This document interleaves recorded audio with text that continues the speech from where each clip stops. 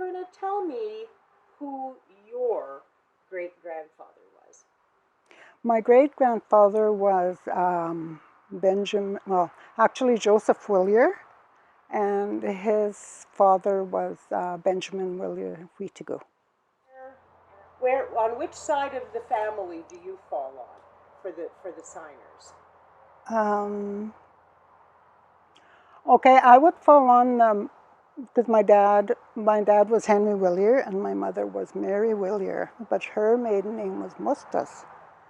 And her mom was Mary Louise Mustas, and she was married to Jean-Marie Willier Mustas. Okay. And Jean-Marie's dad was Alexander Willier, and his mom was Sophie. She was married to Alexander. Sophia. My dad's mother was Lucy Montagne from Sturgeon Lake. And his dad was Joseph Willier, who is from Sucker Creek. And so he'd called him, and my dad was an orphan, and he called Joe Willier his brother, so I assumed they came from the same Willier family tree. And because when my father, he inherited a trap line from his uncle Kashmir Willier, who was a brother to Willie and that family. That's where they come from, the Wittigo clan too, which was Eric Willier and Skidgy, those family.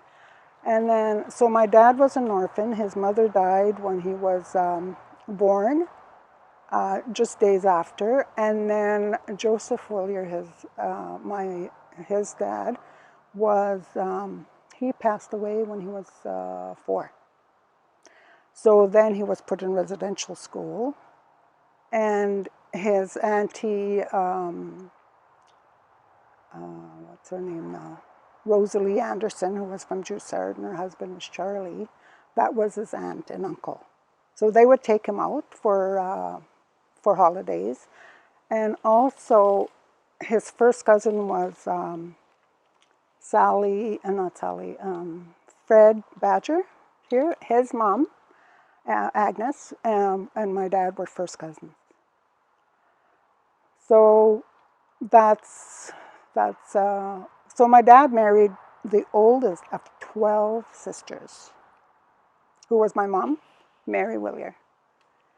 And she was, her parents, my matriarchal grandparents were, my cook, Mary Louise's parents was Felix Esteban, who was a chief in Driftbile. And her mom was Nancy Lebucan, who was from Whitefish. Yeah. And so I had 9 siblings. There was 9 of us in the family. And so far there's only myself and my one sister Hazel. And my brother's Gerald. I call him Gerald. And my brother Hector. So there's just 4 of us left from the 9. And the other ones are gone. And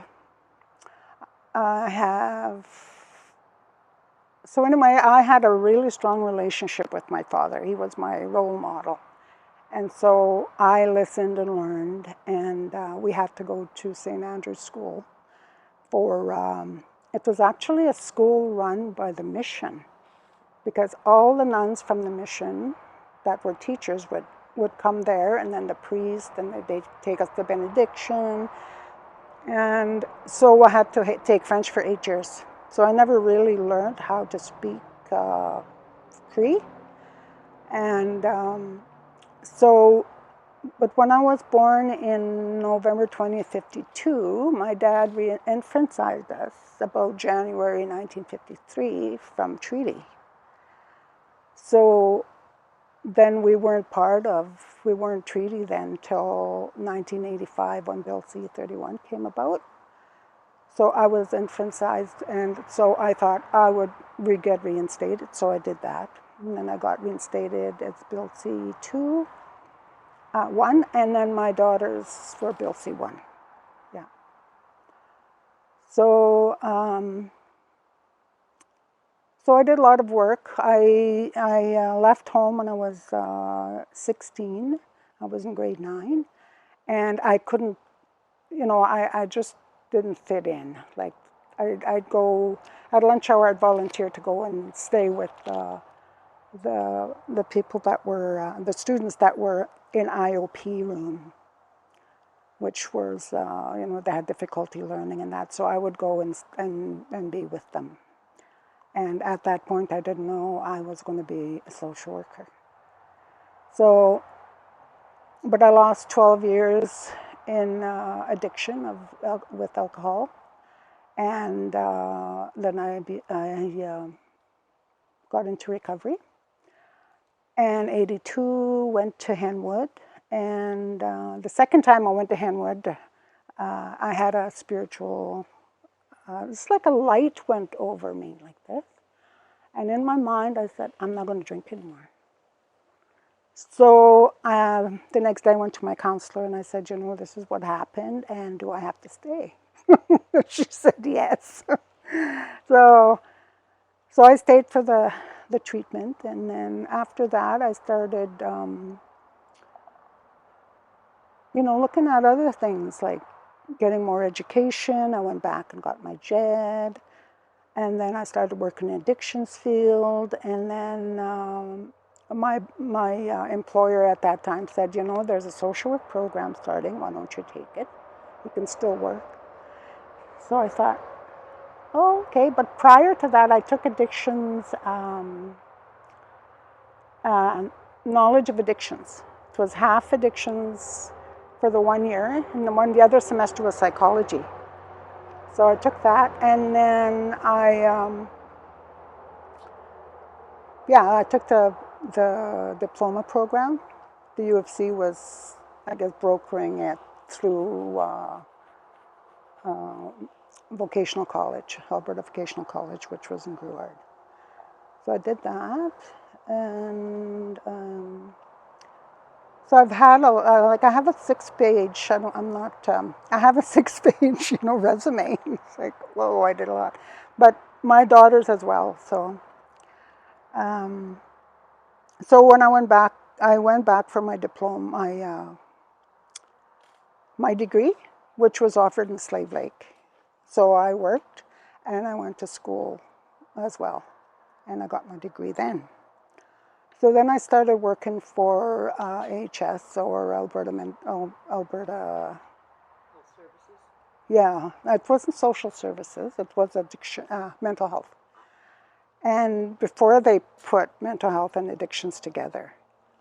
And so I stayed with them for 19 years, and then I got hired with Northwest Palliative Care, Seniors Health Specialty Programs, which was working with individuals that had a terminal illness to the end of life. So I just recently, this year, retired. August the 5th was my first day of retirement. And but when I was 60 and I was working in mental health, I was so bored. I thought I have to do something. So I heard that the Masters of Social Work was coming to Grand Prairie. So I applied for that, got in, and I got my Master's in Social Work and clinical specialization. Yeah. What motivated you to go into social work? Was it simply your own experience with addiction and how they helped you? What was it? I've never really wasn't asked to really do anything with my life. It was almost like I was kind of guided to what I had to do. So I didn't really, but it helped, like my own experience and knowledge, and that really helped me with the work. Was your life impacted by the residential schools as well? For sure. Both of my parents went to residential school in St. Bruno in Joussard. And yeah, you could see the difference in like the behavior of, acknowledging you or whatever, or even having a hug or whatever. It was really hard for them. And so we had some violence and drinking and that in the family. But when my dad was taken out of, when he was 14, he was taken out by his grandfather, Wittigo, his great-grandfather. No, it was his grandfather.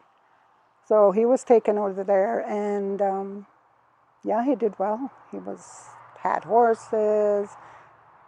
He was a foreman in forestry, bush in the bush, and he was, toward the end, he was like a trapper and a guide and all that. He was driving the, snowmobile and quads, and yeah, he was a very liked and respected fellow.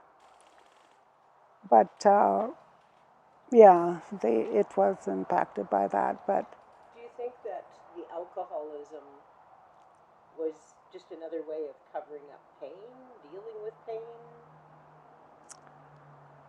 yeah, I think so. Like coping with life, because individuals that have an addictions are healthier than those that don't, and that have to deal with them until their body, says, this is enough, I'm going to pass away. Right.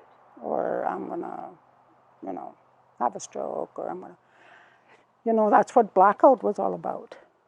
The body would say, no, you had enough alcohol, just right. The individual passes out. But yeah, for sure. But also, when my youngest sister, she passed away in 98, and I asked her, how come she was addicted to like Tylenol 3s and that, eh? I asked her, what happened? Why, how come you got to be, using in that? And she said, what? Because she was the last child, and she said, I didn't have any structure.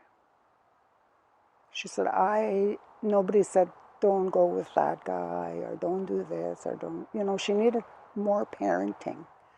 And probably my mom was exhausted, and because she got depressed too, post-traumatic stress or whatever. After 9 kids doing the laundry, all these things. And,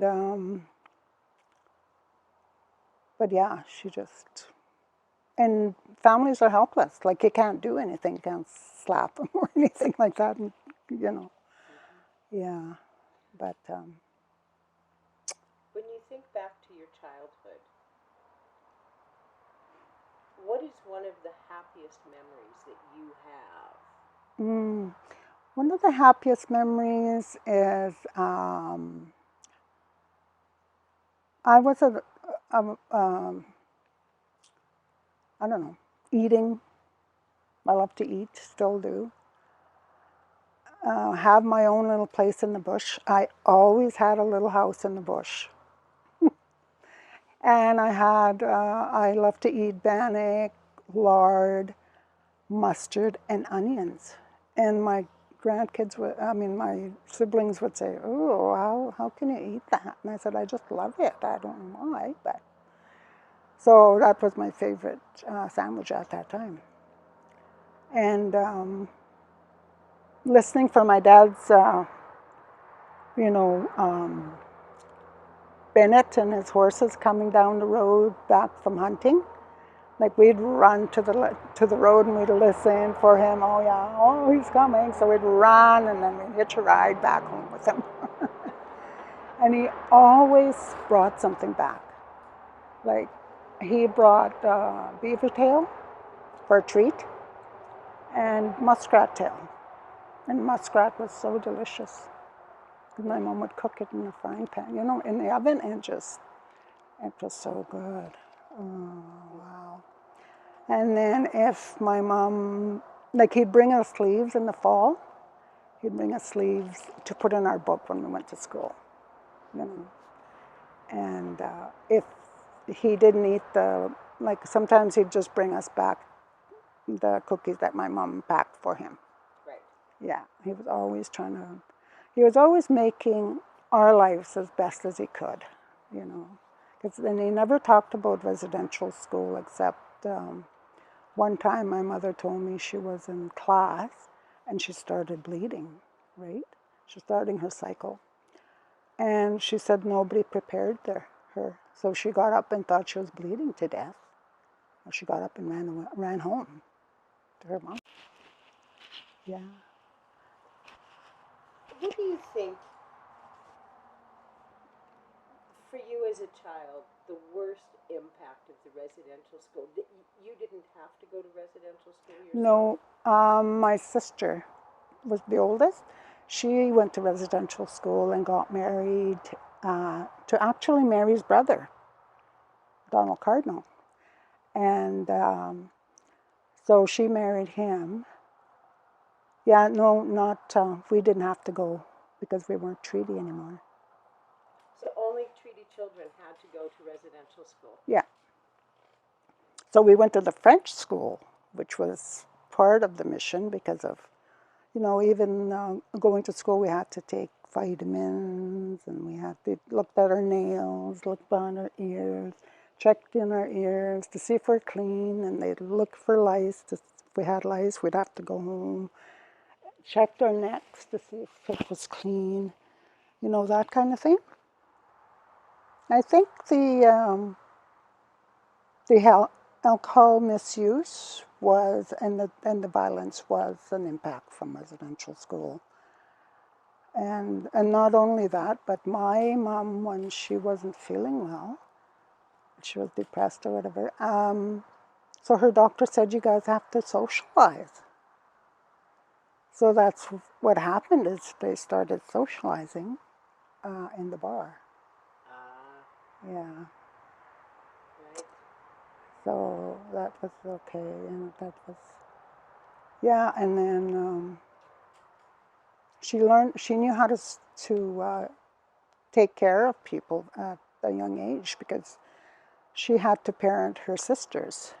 And when she died, her sisters would tell me, like, I didn't lose a sister, I lost a mom. She said, your mom was my mom. So your mom became caregiver extraordinaire to others because of her experience in the schools? Well, because she had 11 sisters. 11, Yeah. 11 sisters, and then... So she had to help her mom. When you think of living in this area, what are the biggest changes you've witnessed over the last 40 years? Being busy with myself, because I bought my own house in High Prairie when I was actually married to a Yugoslavian fellow. Got married to him in '81, and after 9 years, it just wasn't working. So I left and we got a divorce. But I bought a house in High Prairie. My daughters graduated high school, and so I'm still in that house 32 years later. I think it's 32 this year. And the biggest changes, I think, is, well, it was nice to hear that everybody's going to get a house. That's a big change. This is a big change. It's awesome to see that there's healing going on. You know, there's women's groups, and I took a part of that when, I can't remember what year that was, but the Friendship Center sent me to, when I worked for Regional Council, and I was the mental health coordinator for the 8 bands. So at that time, I would coordinate and screen people that wanted to come and do things in the band and that. And I myself would go out and do some crisis work with people on the on the reserves because of the resources, right? They were short. So that was a big, and then, the falling out of the bands, like Regional Council, I think only has now 3 bands, and then Western Cree, they left, and so they had to downsize all their programming. So my position became a position with a family program. So there was 3 positions in that one, and so I didn't get the job. They already got somebody from the band level to get the job. That's a big change for going down to the smaller bands. Why was there a falling out of the bands? What happened? I'm not sure. I think the bands just wanted to have their own strength, because like Western Cree, they have their bands are Duncan's, which is on that area, because also the areas in the province were kind of dissected into areas, right? The Queetnock Lakes and all that. And so Horse Lake, Duncan's, and Sturgeon Lake, they're all on that side. So they're all Western Cree now. And there's only 3 of them there. And I think that's what it is. To me, anyway, that maybe strength in a smaller number, or they just wanted to have more of their own accountability in their communities. Right. So, when you think back to the history that's here, the signing of Treaty 8, and the fact that your great-grandpa was one of the signatories. Yeah, I have a transcript actually that says Wittigo was in there. Yeah, and he was a twin to Louison, and when they called him Sikachis, because Sikachis was a really skinny guy, and Wittigo was a big fellow, right? Like Eric. I don't know if you knew him. Yes. But so when I was going to change my name in 1995, I went to my kokum, who was still alive, Mère Louise, and she just laughed that I was going to change my name, right? So I said, okay, tell me about it. And she said, the reason he was called Wittigo, Wigasagit, like he was greedy, because they were breastfed. And so he would eat more than his skinny brother. Yeah. And so anyway, and then I talked to a healer, David Jihiu. He was a healer from, I met him at Peguis Reserve, where they had a medicine camp where you can go shopping kind of thing with healers, right? So when I met him, we kind of clashed, right? He said, "You're such a stubborn woman," you know. And but I got his. I asked him about it. I said, I want to change my name to Wittigo. And he said, "Oh, have you been thinking about it long?" And I said, "Yeah, I think, I know people are going, why would you want to have a name like that?" Well, because I was on a journey at that time, a spiritual journey, and and this was after my divorce, because I was Kadich. That was not my name, right, anymore. And so I thought, I want to have a Cree name. So I did that research. I did my family research, and I went to my kokum, and then I called David, and he said, if you really have been thinking about it and did your research and everything, he said, change it. That's what Yeah. So I changed it in 1995 from Kadich to Wittigo, because I was Willier. I should have brought my, I have, when I was born, I was registered as a born Indian. That was interesting. I thought, oh, thanks for letting me know, But, I mean, that's okay. I'm very proud to be who I am. So, but So I did that.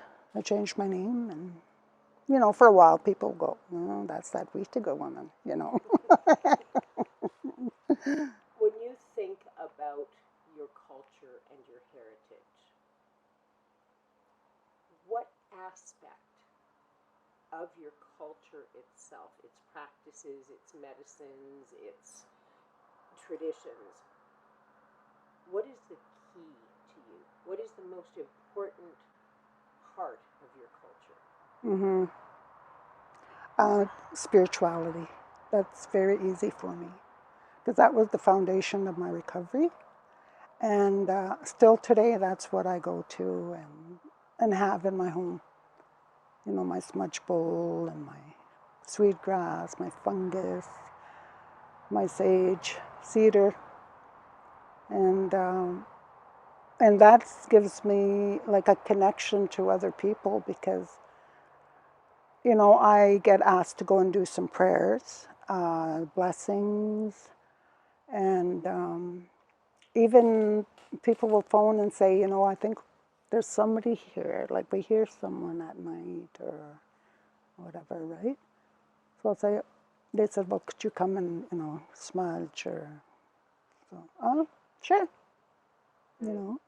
So I'll go and do that and help them, and hopefully that, you know, ask the spirit to rest. So, part of your spirituality and your culture then is being able to connect to the other side. Mm-hmm. And that's that to me. Spirituality is me. You know what I mean? Like I do use the medicines, like I said, but I also do. Yeah, like ghosts might not be at rest. Somebody will say, "Could you come and do some counseling for this ghost that doesn't want to go rest or whatever?" So I do those kinds of things. The one day I had a phone call from a nursing home, and they said the staff are very, very scared. They're seeing the shadow walking down the hallway. There's doors that are unlocked that's supposed to be locked. So that was scaring them. And then they said, would you come and smudge? And I said, sure, I'll come and do that. But first, because I was kind of like, oh, you know. So I better phone a fellow that I know. That he was a traditional person. And so I said, what should I do? I wanted him to come with me. And he said, no, you're the one that they asked. So he said, well, tell me what you're going to do, what you thought you were going to do. So I told him, and he said, that's right, that's good. So I went and did it. But actually, the reason why they phoned was that black thing, that the shadow tipped over a trolley. So that's why they thought, oh no, this is not Right.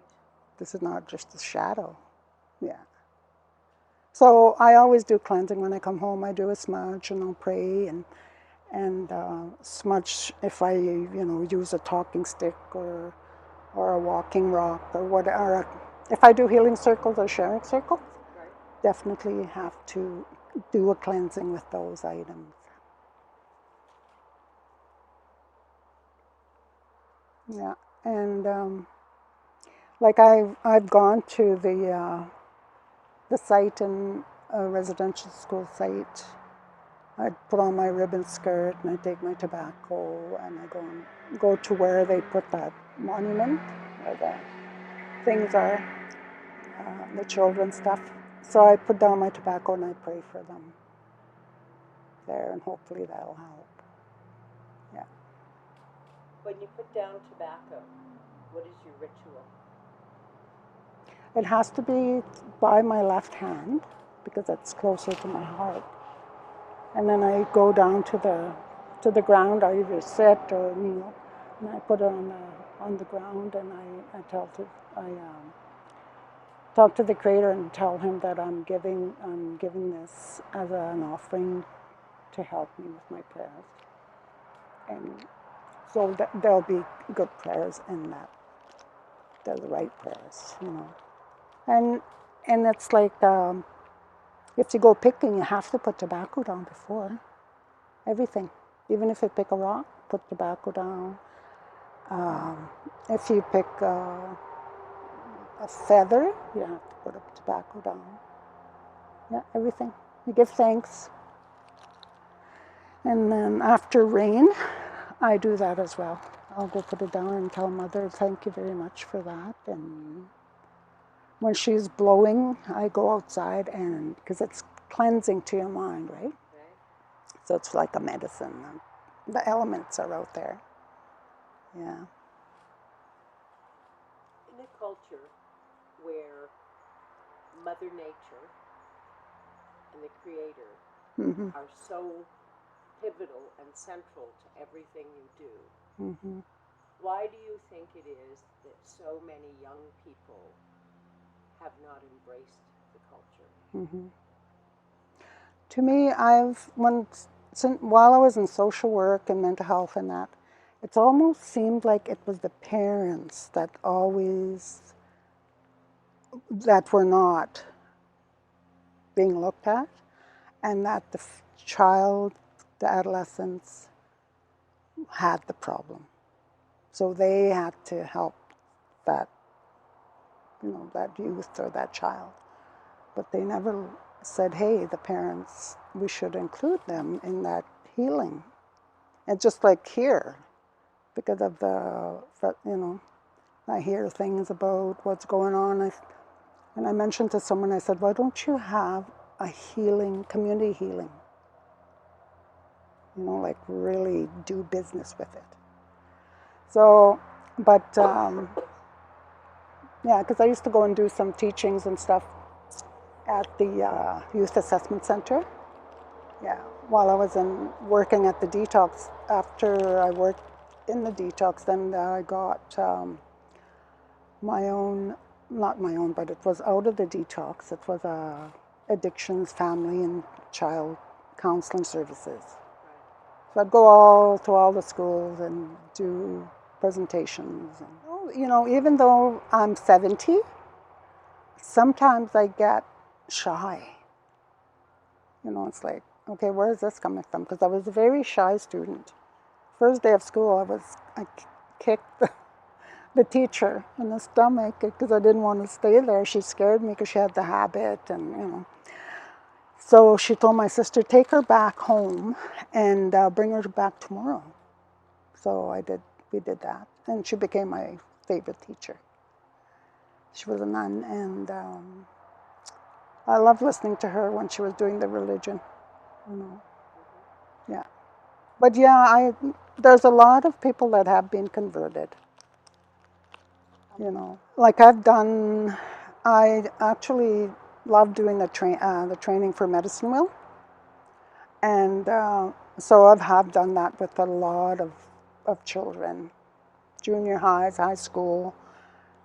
If they're doing like camps, sometimes I get invited to do that, 4-H club or whatever.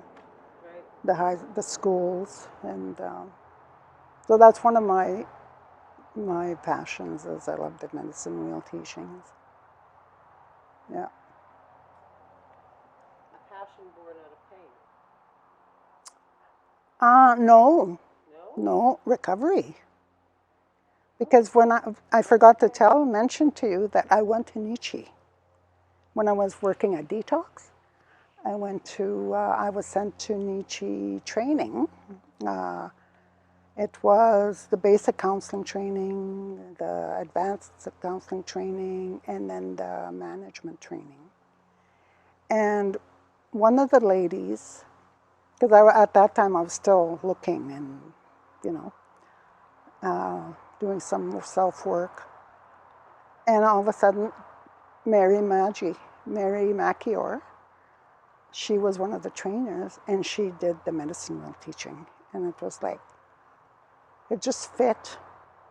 It just my worldview, right? So I took that and I went with it. I just loved it. Yeah. So born out of the healing of an enormous amount of pain came a whole new life of helping others. Mm-hmm. And during that time, I had to learn how to help myself as well. Yeah. But I like to help people that are trying to help themselves too, you know. Yeah, it seems like And a lot then, of people nowadays say they're trying, but they really aren't. yeah, yeah, So I understand that desire to help those that are actually putting in the effort. yeah. When you think back to the time of Mustus and your great grandfather Mm-hmm. and the treaty and the promise of the treaty, Mm-hmm. how do you think those people would look at the result of that treaty as of today? Do you think that your great grandfather would be pleased with the way things have gone? Do you think that people approached it in the right spirit? Mm.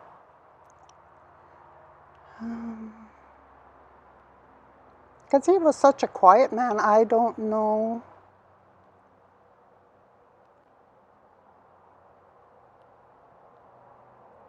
I think they went with what they understood the Indian Act to be and all the other, all the other documents that kind of had the framework of the treaties and even not having a vision. They lost their vision quite a while ago. That's probably what my great grandfather would say. And how, By losing their vision, they ended up losing their way. yeah, and the treaty was signed because the people were, Kinisio knew his people were hungry, so he had to do that. He had to sign the treaty, otherwise he probably wouldn't have. I don't think they would have. Yeah. But they put up with a lot, like the indigenous, the treaties. Like, I'm hoping they'll find their strength. And a lot of times I think the strength is the spirituality. Do you think it's all spirituality, or do you think some of it's genetics? Yeah. Well, definitely everything is holistic, but genetic in terms of like with the Kinisio band dispersing into all these bands and all the brothers, most of the brothers became chiefs. Right. So there was all of intermarriages. Like my parents as well were had the same great grandparents. Right. Yeah. So that was, to me, that was more of a strength, but not the residential school impact as to how you became violent, for example. That wasn't part of our original way of living, right? So, see, when my cookum, okay, in Joussard, that's where I was raised. I wasn't raised on reserve or anything. So this is Joussard, and there's the church. There's the church. Okay, over here is where the cemetery is and where the residential school was. So my grandparents lived over here. And then when my dad infantilized us, he moved us over here where all the French people were living. So we were kind of, so I got to know about the French culture and stuff like that because I had French kids, right, for friends. And then I had, my friends would fight over me sometimes. It's like, I don't want any friends anymore. But so I had my family, and like I said, we had 11 aunties, but there was 3 that passed before. And the one I was named after was Madeline. She was beautiful, and to this day, I don't know what happened to her picture, but it was gorgeous. Like, it was like those oval frames where they kind of come out. I don't know where it went. It just disappeared. And so there was Bertha and Noella. But So anyway, we learned from how my Kokoman mushroom lived, you know, and my dad too, because he was a hunter. He'd bring home the moose, he'd fur trap, um, you know. Later on he got to be friends with Mr. Cadrone, who was a commercial fisherman. So he got kind of involved. He got involved with them, and then Mr. Cadrone got involved with my dad and his trap line, and they had trap line for 36 years. Wow. It was, and to this day I'm very angry at my brother. Does he let it go?